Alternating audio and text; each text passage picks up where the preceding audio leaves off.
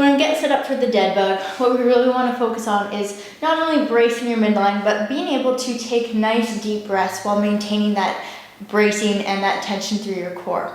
I really want to make sure that whatever variation you choose, that lower back and back stays flat on the floor. So when you get set up for the dead bug, we're going to come to our back. The first step, get your feet planted on the floor around hip width. Make sure you're fully laying down so head can remain on the floor for this. You're going to start by lifting those feet off the ground, pulling those toes towards you. Now, knees will be about 90 degrees, and you can lift those hands up to the sky, pulling those shoulders into the ground just a little bit. Now, this is your starting point for the dead bug, and it's important that you can hold here and brace here before you move on to the next progression. From here, double check. If you were to place your hands on your midline, would you feel yourself pressing or expanding out into those hands? While keeping that tension and keeping that lower back pressed to the floor, can you take breaths, filling your belly and your lungs while maintaining some of that tension?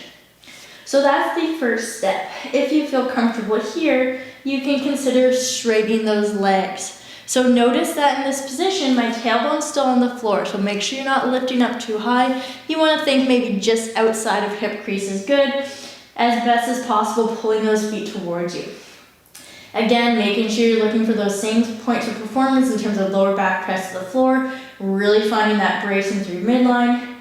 And if you can hold, let's say 45 plus seconds here pretty comfortably, then you can start exploring contralateral dead bug or lowering opposite hand, opposite foot. So in this case, I lower my right hand, my left foot, nice and slowly with control, as far towards the ground as you feel comfortable, and then bringing it back up and switching sides.